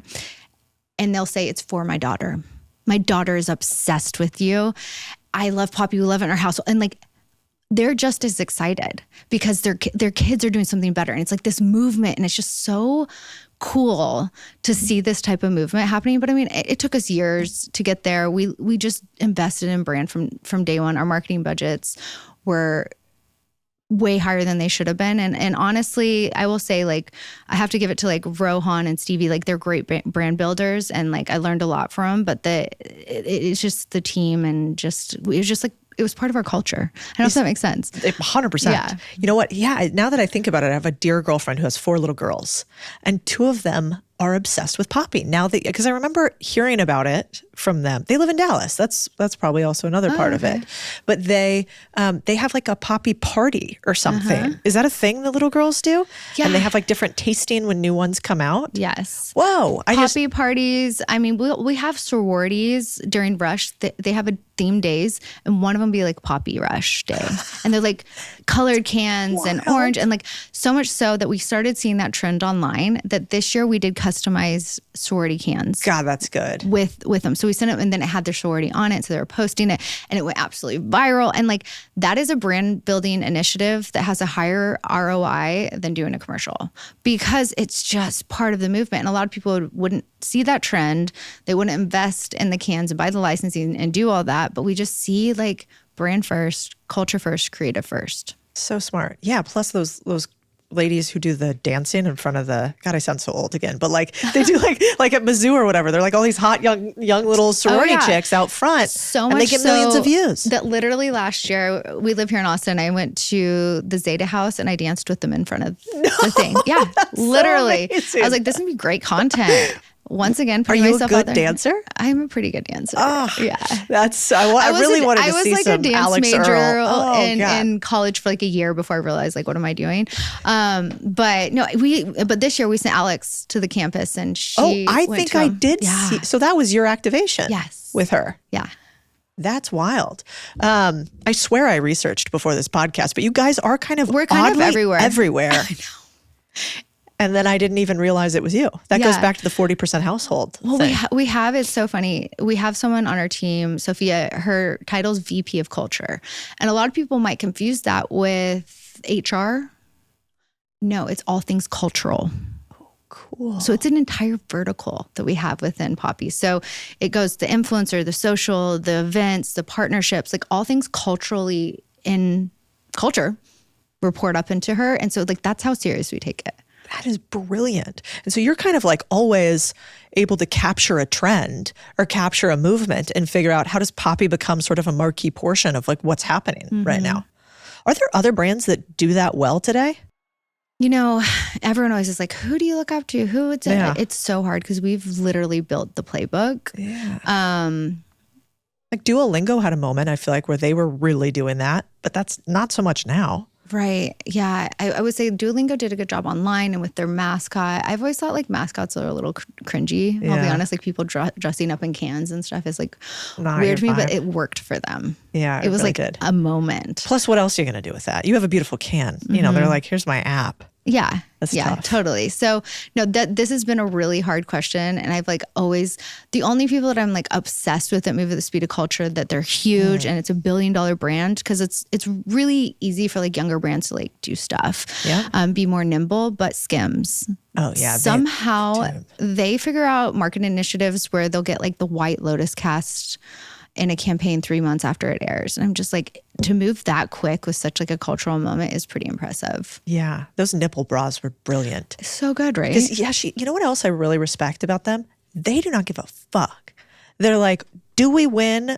We don't care what people think. They're like business women and people underestimate. And that's why I think it goes back to like where you can be in fashion and dress different and do things and put yourself out there and be a badass like businesswoman. Like you can have it all nowadays and be a mom and not be a mom. And, right? Like you can kind of, I really think this female movement is like our time now. Is it harder? Yeah, it's harder. Yeah. But being an entrepreneur is hard. Yeah. Yeah, all hard. So just choose it. Yeah. Yeah. I kind of want to end on, it's such a good point that you said about the Kardashians though, because we've been thinking about that lately. We did these like little photo shoots, but we riffed on like iconic, remember Kim K when she was Man of the Year with the Cheetos bag? So good. And even that I was like, oh, it's just slightly off. She's kind of making fun of it, kind of not. It was so well executed. And then Taylor Swift when she had the cat around her shoulders. So good. Do you remember that one? Yeah, everyone calls her the Catwoman. Right. So she's like, Time Woman of the Year, whatever. Yes. And so we did these little things and they really hit. And I was nervous about doing them because I thought, well, that means we're not very serious. Like, are they going to take, I've got a Cheetos bag. Why do I have a cat on my shoulders? But you kind of got to get over it. But it's almost going against the grain of like what you guys are doing, and it puts you out there and then you get eyes on it. And at the end of the day, you're winning when more people learn about what you're doing. Yeah. It's win. Like, as long as you're not doing something like don't get canceled, like, out there, but like that's not going to get you, that's just going to get eyes on you and it's going to be fun. And you know what? If you're having fun doing it, like do it. Yeah. Plus, like I think a little inoculation against cancellation every year is fine. Yeah, I try to throw out a few things that might get me canceled every year because then. Just on the edge. Yeah, just like right there at the end. Little vaccine. So I want to end basically with this. So you're going on, you are now inspiring this next generation of entrepreneurs, which is so cool. What would you tell the 21-year-old that's listening that wants to build a business like you? What would you tell them today? Get online and start telling your story now. Building community is going to be an army of people behind you. And everyone, like, almost think like an influencer. Be a creator. Be something that you don't know what your logo looks like, get online and ask. You might have 2 people tell you, but hey, that's an audience of 2 giving you an opinion. You can take it and build on it or not. But I think a lot of people are just still scared. They see a lot of brands online. They're like, oh, it's so saturated. Everyone's doing that now. Well, it's probably because it's working. So I know that sounds really simple, but as a business, start now, because it takes a really long time to build a core community, and you don't want customers, you want community. So good. Especially in a world of AI where everything's easier to build, the moat is community. It's how many people want to buy your stuff because they want to associate with loyalty, right? And it's nowadays consumers are a little bit not as loyal. They're like try brands. It's a little bit hard, especially with Gen Z. You're seeing like they're not as loyal, or they'll just try something and it's flip-flopping, like all of that. But if you have a core community, you'll get that loyalty as well. Okay. And where should everybody follow you, Allison? Yeah. So obviously the Drink Poppy channels, you have to check it out. But then obviously on my own, it's Allison Ellsworth. Are we going to see the dancing TikToks if we go to your TikTok? You will. We'll have to scroll up. So much so, literally, like I'm so excited. They do Dancing with the Stars Austin, and they pick 5 women and 5 men. So I'm dancing this year in a big gala. It's for the Center for Child Protection, and you raise money. It's like the biggest gala. So I'm actually even doing dance lessons right now. Like I have not done it in 20 years, but it's for a good cause. And so I have time to do stuff like that now. I will make sure I donate. That so sounds check it amazing. out. Yes, thank you. I can't wait to see you dancing there. You don't want to see, I've only ever danced in one video on the internet, total regrets.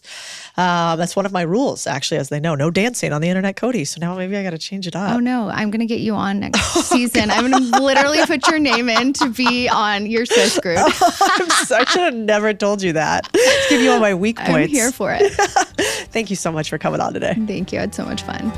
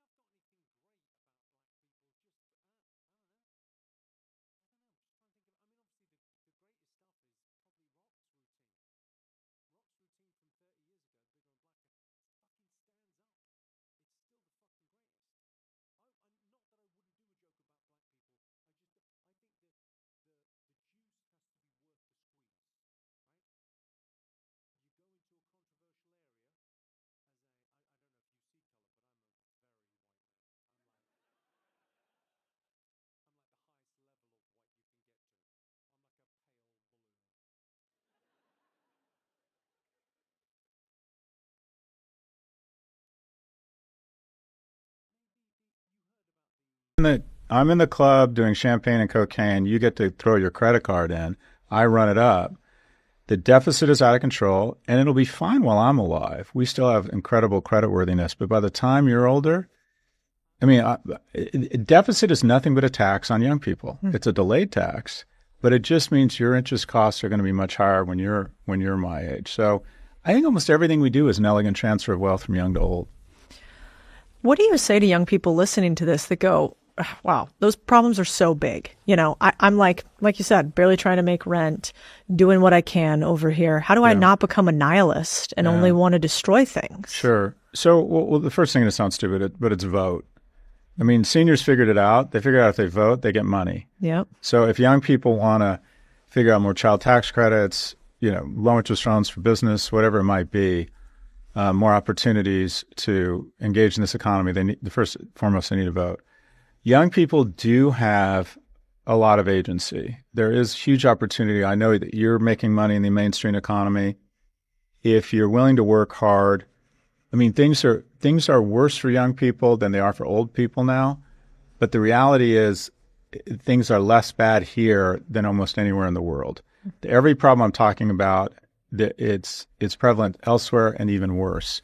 So, for example, if you take the poor state, Mississippi, the average household income there is still the same or higher than it is in the UK, Germany, South Korea, or Japan. So a lot of the anger and anxiety among young people is justified, but some of it is your phone reminding you that if you don't have a hot boyfriend and you're not vacationing at the Hotel du Cap, like all your friends seem to be doing on a Gulfstream, that somehow you're failing. So there's all this wealth porn trying to make you feel bad about your state in life. Mm-hmm. I do think if you're hardworking, understand technology, there's still a lot of opportunity, but there's just no getting around it. We're going to need new policies. I've been pretty open about my politics. I've endorsed publicly Harris for president. Her economic plan would increase the deficit by a third. Trump's economic plan would blow the deficit or be triple the deficit addition. That is essentially a tax on young people. So I'm kind of a one policy voter at this point. I think young people need more money. And this notion that, well, it's just a giveaway. Well, we give away money all the goddamn time. Corporations are paying the lowest tax rate since 1938. The super rich, not the near rich, but the super rich, the wealthiest 25 Americans pay an average tax rate of 6 to 8%. So I think we need an alternative minimum tax. I think we need higher corporate taxes. And I like what Portugal proposed. Magic wand, run for president.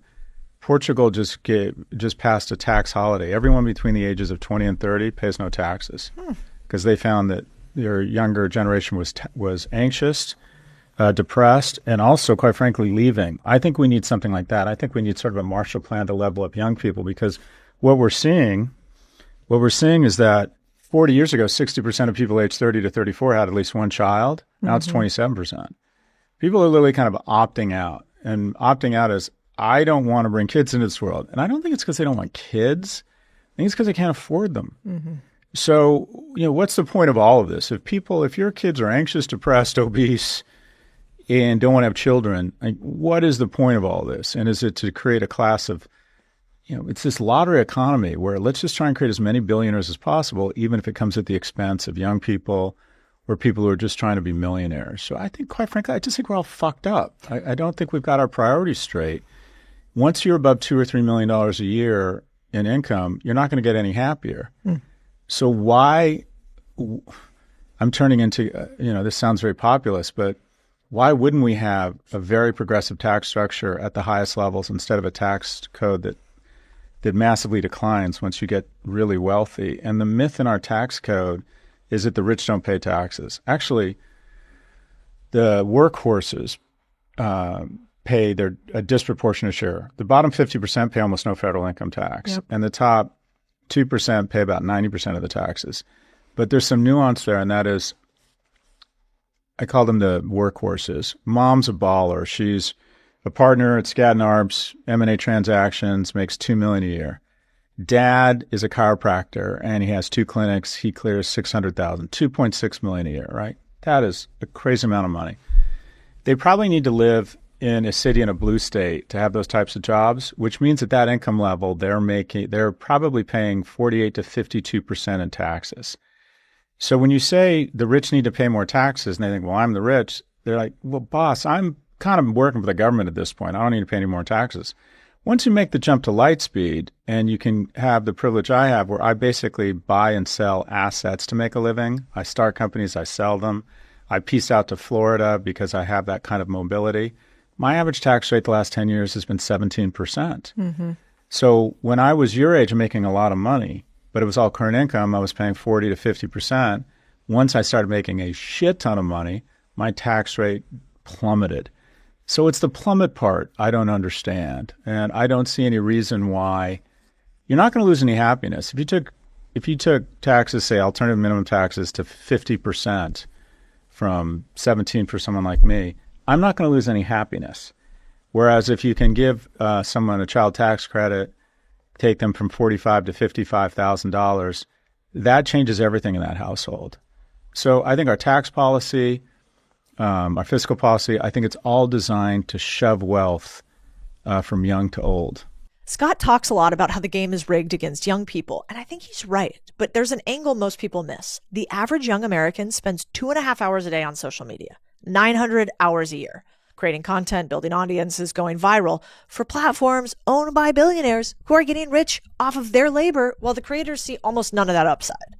We've handed an entire generation a sharecropper's deal and told them it's an influencer career. So if you're a young person creating content, breaking down politics, economics, culture, like whatever you actually care about, and your audience lives on Instagram or TikTok, you don't have an audience.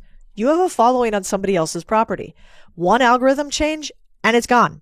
That's where Beehive comes in. Beehive is the all-in-one platform to publish, grow, and monetize your newsletter. And I'm obsessed with it because the founder, Tyler, and I believe deeply in this same thing, that you need built-in referral programs, intense analytics, and an ad network that actually brings sponsors directly to you, that you can get paid subscriptions from day one.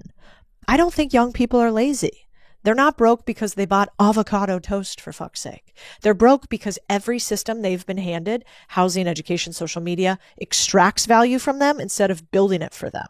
A newsletter on Beehive is one of the few plays where you actually own what you build. Your list, your revenue, your asset.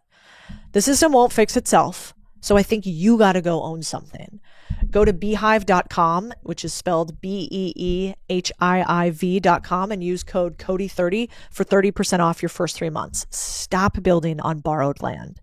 It's interesting. You know, I think the other part that I find fascinating is the institutional incentives that, say, big finance companies have. Mm-hmm. So, you know, for instance, today, if you have BlackRock, Blackstone, some of the really large companies out there buying a bunch of single family homes, well, they have so much money, so much of our money, really, from us investing in funds and ETFs, et cetera, that not only can they pay more, but they also have the institutional benefit of having great credit with all the money we have on hand, and thus like a half to 1/3 the interest rate.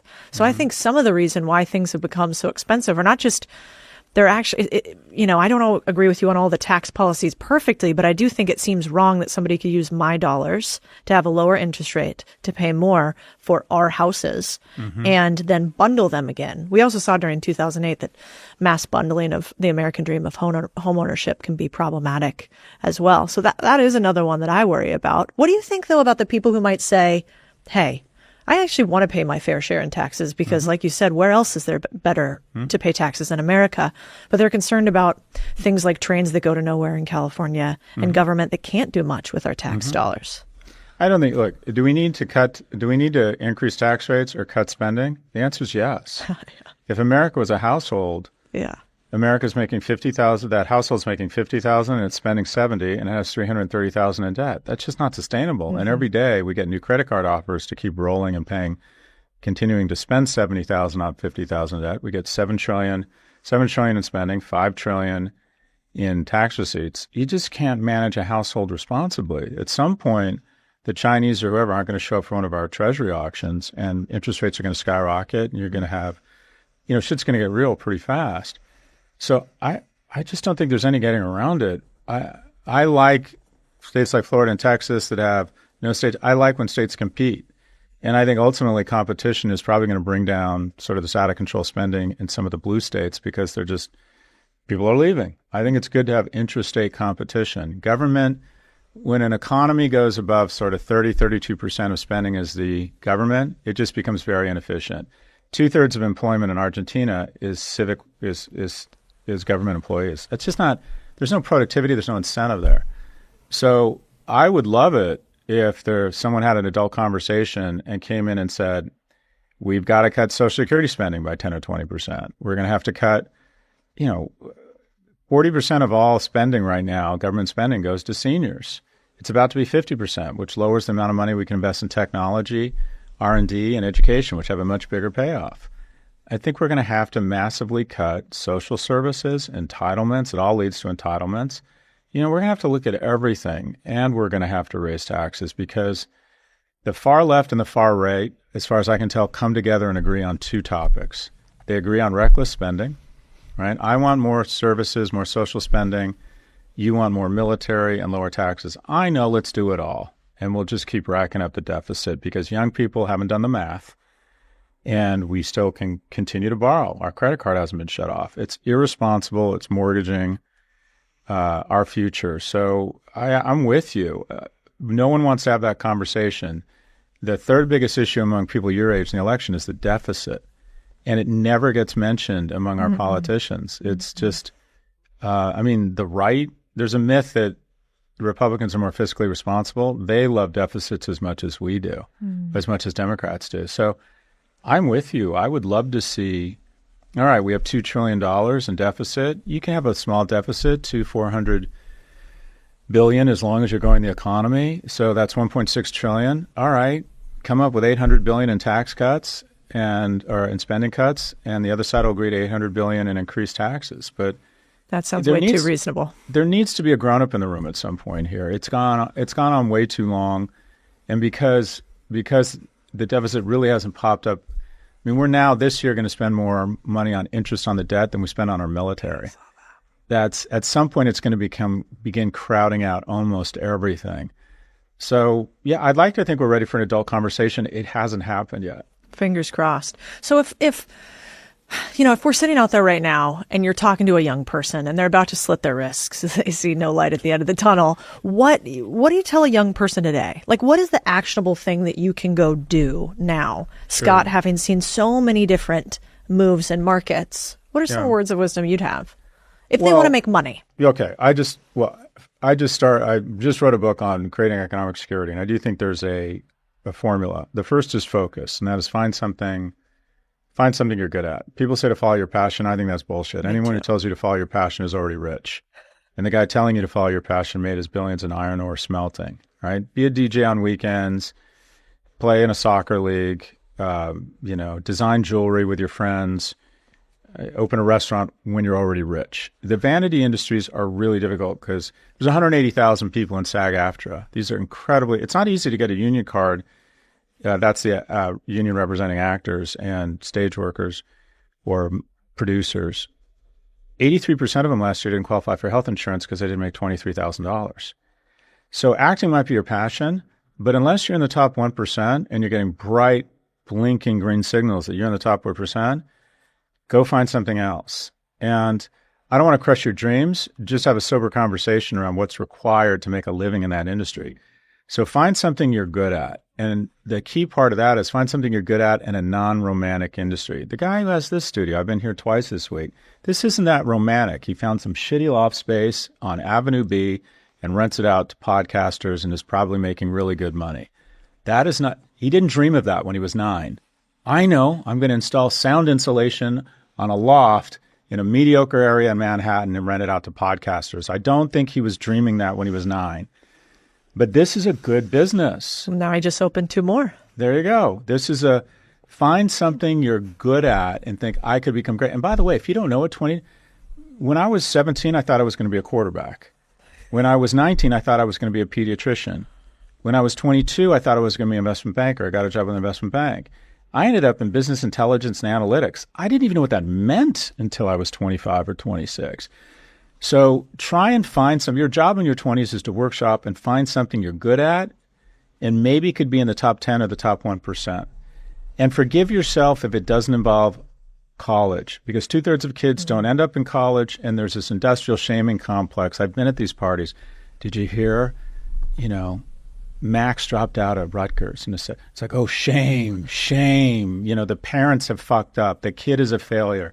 2/3 of our kids do not end up with a college degree. Workshop stuff, find something you could be good at, maybe great. It might be being a tax accountant. Okay. Do you understand? Are you willing to go to college? Are you willing to get a CPA? Do you understand numbers? Do you understand the tax code? Are you good with clients? Because if you can become in the top 10% or the top 1% of tax lawyers, those people get to fly private and have a broader selection set of mates than they deserve, which makes them really passionate about the tax law. I am so passionate about analytics because it gave me the ability to take care of my kids, take care of my dad, have crazy, outrageous vacations, and remove stress from my key relationships. Passion comes from artistry, mastery, and economic security. So whatever that thing is that gives you the ability to make some good money that you're good at, maybe even great at, in an industry that's not sexy, you're going to become passionate about it. I'm building a home right now in London, and there's the soapstone guy or the marble guy, and he's this Iraqi immigrant, and everybody knows him. He can tell you everything about the veining and the marble. And I was very open with him, and he's been open with me. He makes 2.1 million pounds top line. He has a marble company. He clears about 800,000. That's pretty good margins. Yeah, he's a guy in his 40s. He's been in marble since he was 28, and he's passionate about marble and soapstone because it affords him a really nice life, and he's great at it. And he gets a lot of camaraderie. He gets a lot of prestige, relevance. Pride, ability to take care, to be economically secure. So the first thing is focus. Second thing is I call it stoicism, but the one thing that's in your control is spending.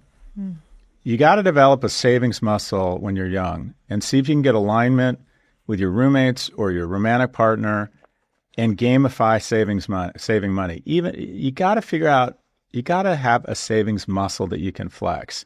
When I was a junior in UCLA, I wasn't going back for my senior year unless I saved $3,000 through the summer. I had 11 weeks to save $3,000, earn and save. So everyone in the fraternity knew who the 4 kids were who didn't have money. I went to UCLA. I was in a fraternity with mostly Jewish kids in the Valley. They all had money. There were 4 of us that everybody knew were broke. Like our parents weren't helping us. We moved in together in a room in the house, and we had a whiteboard, and we gamified spending. I spent $78 a week, including rent and food, for 12 weeks. I ate top ramen, bananas, and milk. My big treat is every Sunday night I'd go to Sizzler. You ask your parents. And for $4.99, I was on the crew team. The entire crew team would go, and we would go there at 3 p.m. when it opened, and we'd stay till 8 p.m., and we would just eat several million calories. And it was fun. I mean, I would have rather had more money, yeah. But the ability to gamify, and especially with a partner, save money and start investing, if you're young, you got to figure out that savings muscle. And it's getting reward from other things, getting reward from fitness, from friends. The nice thing about being young is you don't need as much money to have fun. There's this Instagram generation that thinks you got to have a Birkin bag or go to Coachella, have fun. When you're in your 20s, pretty much like beer and making out is a pretty good brap. There's a lot of cheap shit out there available for 20-somethings. Plus, you can't really do it after you're married. Yeah, then it gets much harder. Or actually, it doesn't get harder. These days in Austin, Pauly, though, pretty big. It doesn't get harder, it gets much more expensive.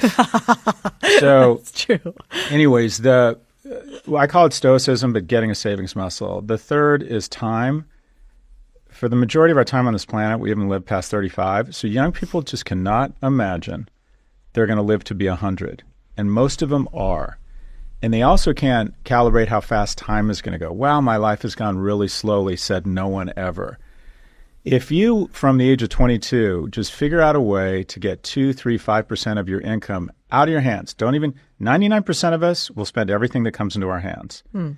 You have the brightest people in the world with a godlike technology hitting you at the exact right moment, a chance to upgrade from economy to economy comfort, to add flourless chocolate cake with your panini, whatever it is, right? Telling you deserve this, it's worth it. Oh, there's 2 people looking at this hotel room. There's only one left. Buy now. Find a forced savings mechanism, 2 to 5% in your 20s. When you're my age, you're going to be fine. You don't start into your 30s, that's fine, but it's going to need to be 5 to 10%. It's going to be closer to 15 to 20 when you're in your 40s. But you're going to live longer than you think. Time is going to go fast. Well, I'm only going to get 9% in the markets. Well, okay, that means in 24 years, it's going to be up 8-fold. So the power of compound interest in time. And then the final thing where I really screwed up was the power of diversification. And that is, I've always made a lot of money. I came out of the gates hot, started e-commerce companies, and I was raised came of professional age where you were told, be in it to win it, go deeper, go deeper. And my company was about to go public, and I was that guy that borrowed money against his stocks to buy more stock. So when 2000 hit, I went from looking at jets, no joke, to broke. Clawed my way back, 2008, all my money was in tech again, boom, broke again. And that was about the time my first son came along, which was really upsetting.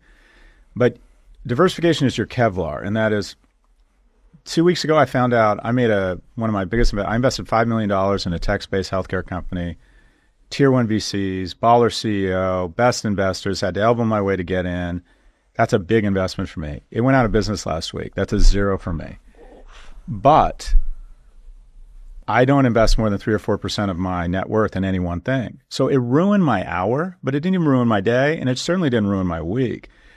Diversification is your Kevlar. The moment you have anything resembling an asset base, you want to try and take pieces of it and put it in stuff that is uncorrelated as possible. Yep. I'm about to invest in a aircraft maintenance company in El Salvador. I just want anything that's away from my tech world.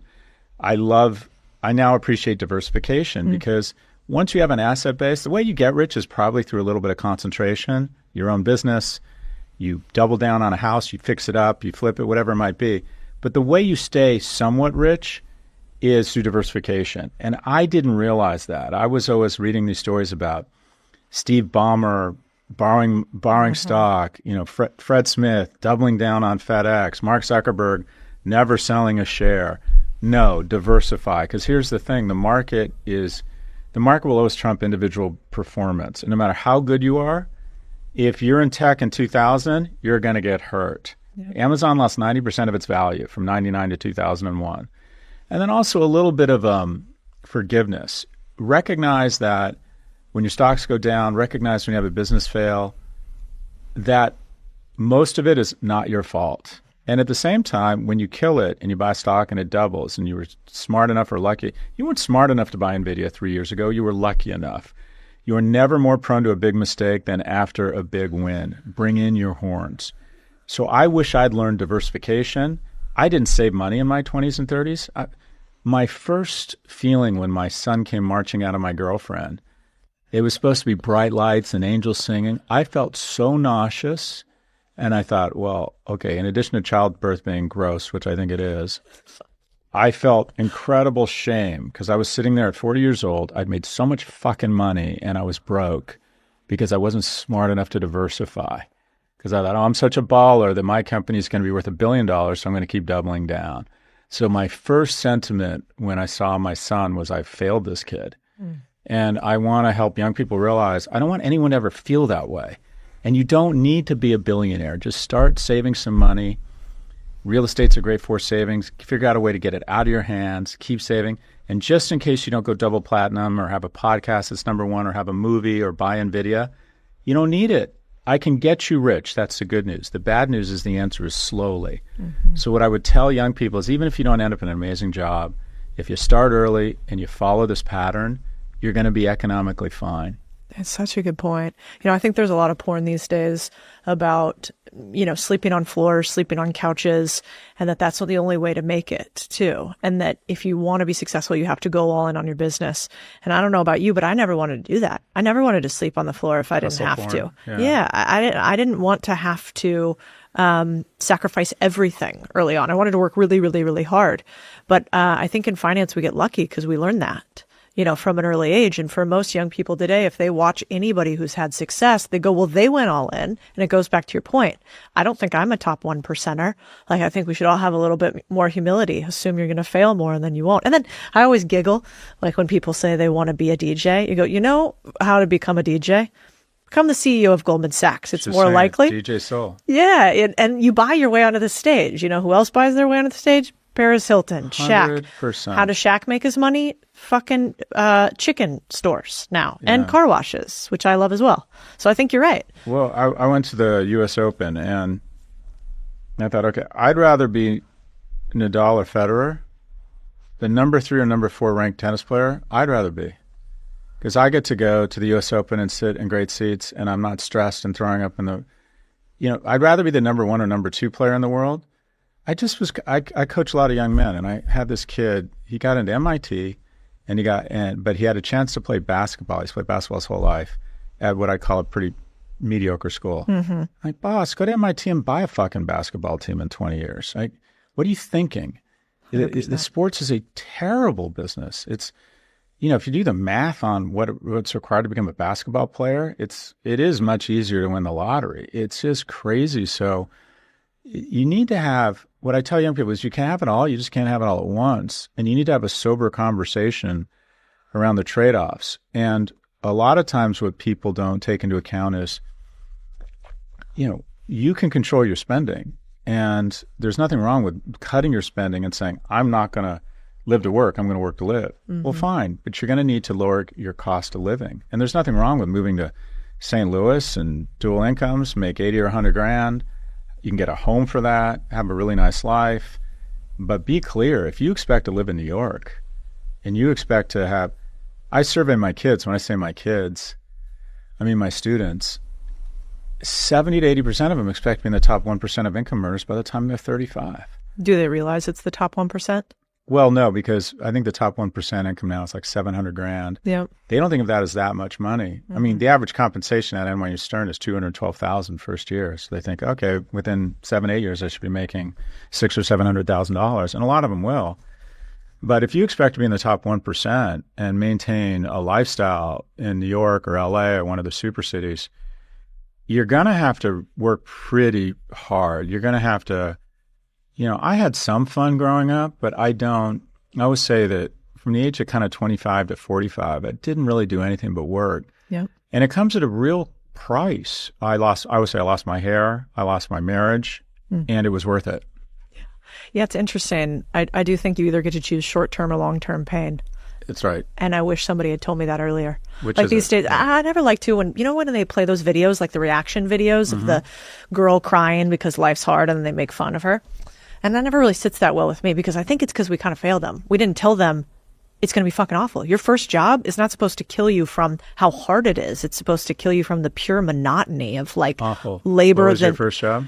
Finance. My first. Mine too. Yeah. And so, 80-hour weeks, taking all the, Series 7, 24, 63, all that jazz. And I was the dumbest and the least qualified and didn't have any fancy, friends or family. And so, but it was also awesome because I learned massive pain tolerance really young. It's a great training. Yeah. And I think that's probably what we should tell them instead, that your first job's going to suck, but eventually it'll be worth it. Well, what I would say is that, almost it's like rearing children. It gets better. We're told a lie that it's going to be great. At least for me, I think babies are awful. I couldn't stand the first 2 years. I thought it was just torture. I thought my job was just to make sure this thing didn't get near a body of water and keep it alive. And I didn't find that rewarding. Do things make you happy though? You seem to have like a steady state of unhappiness. Happiness. Here's the good news. I hate my life less and less every day. But good. What I say about kids is 2 to 5, it gets kind of fun. And then 5 to 15 is amazing. And then you kind of lose them again. I'm going through that right now. But what's your oldest? 17. Okay, so you haven't seen the other side yet. Yeah, no. Maybe that's good. I'm waiting for that. We'll see. Okay. We'll see. It's hard to believe it when they don't, they don't call them and they don't. It's like that Tina Fey thing where you have a crush on somebody. My son was in town doing his college tour, and I'm like, would you like to grab coffee? I mean, you're probably busy, and I'm busy, but if you're free, I could find time, but you probably don't want to. I mean, it's just you'll never find people less impressed with you than your teenagers. But anyways, look, everything's a trade-off. You just have to decide what you want to trade off and when and how much. And I get it. I'm not going to tell kids to give up their 20s. Have some fun, spend some money, try and find a little bit of money to put away. And also just recognize your first job, even if you don't like it, give it a couple of years, give it 2 or 3 years to see if it gets better.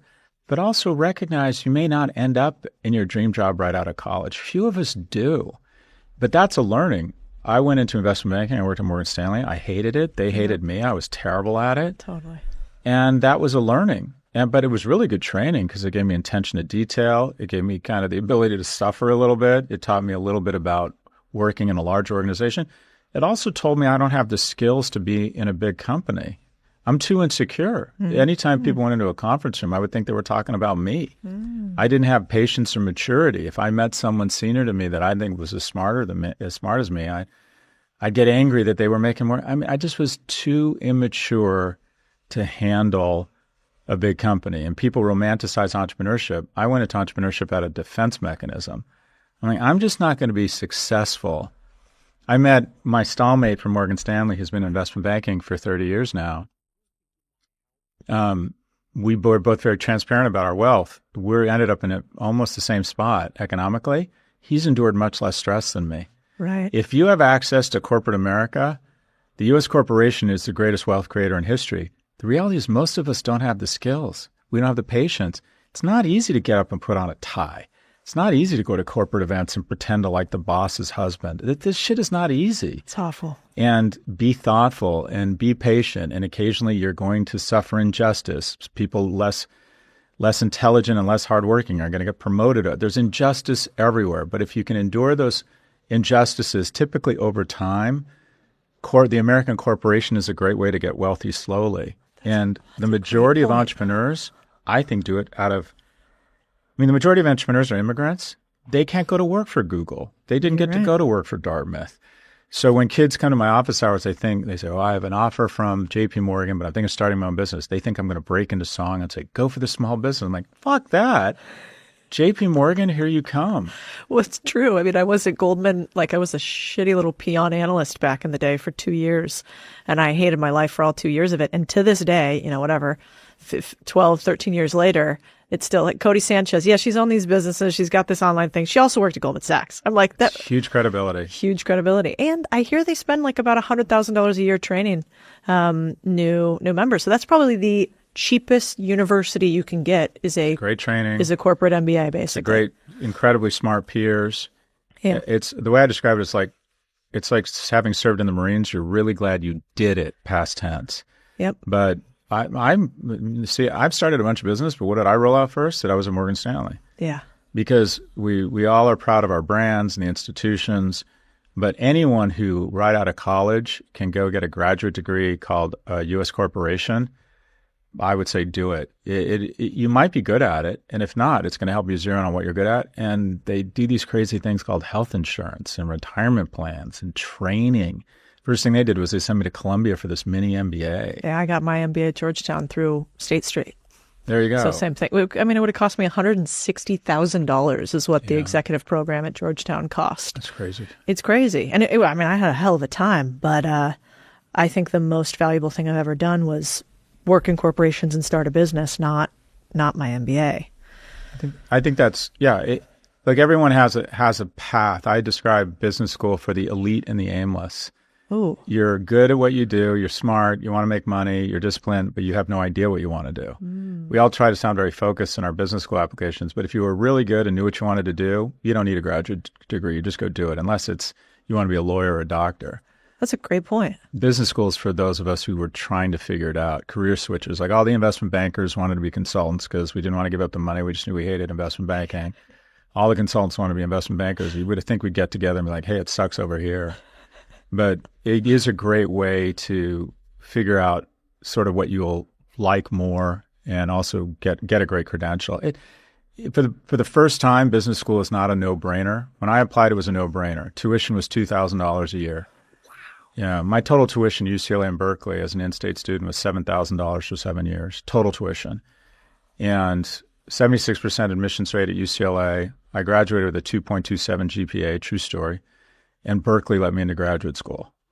Things have changed dramatically. And I'm now a good citizen. I pay a lot of taxes. I give a lot of money back to those alma maters. So I would argue their really slack admission standards was the right way to go. Fascinating. What do you think about, one of the other things that seems to me leads to success long term, if people actually want to quote quote, win monetarily is like a massive ability to handle failure. You, I think, are really interesting because you're very, you're not quiet about your opinions. Right. If they don't turn out to be right, you go, well, here's my thought process. That seemed reasonable. It worked or it didn't, but I'm going to at least say the quiet part out loud and we can see how I tracked one way or the other. How did you get comfortable being wrong publicly and getting over Being it? wrong a lot? I don't think you're wrong a lot, by the way. No, I'm wrong often. I get a lot of strength from my atheism. That's fascinating. Why? You just don't think anything matters? To a certain extent, and that is, I'm convinced that at some point I'm going to look into my kids' eyes and know our relationship is coming to an end. And it's going so fast, and everyone who I'm worried about their opinion or being shamed by, they're going to be dead really soon, and so am I. So I think a recognition of the finite nature of life and your insignificance gives you a little bit more courage to try and squeeze as much juice out of this lemon as physically possible. And I do try to live out loud. And when I screw up, I try to forgive myself, because when someone else publicly fails, when they say something stupid or they have a business fail, most people will never be entrepreneurs because they don't want to risk public failure. It's humiliating. That's my biggest fear. Most guys, especially nowadays, don't approach a woman they're attracted to because they're worried about rejection. And what you realize, or what I realize, and it's been my superpower, is my ability to move through fail. My superpower is rejection. I ran for sophomore, junior, and senior class president in high school. I lost all 3 elections. And based on my track record, I decided to run for student body president, where I went on to, wait for it, lose. I've started 9 companies. 4 have failed,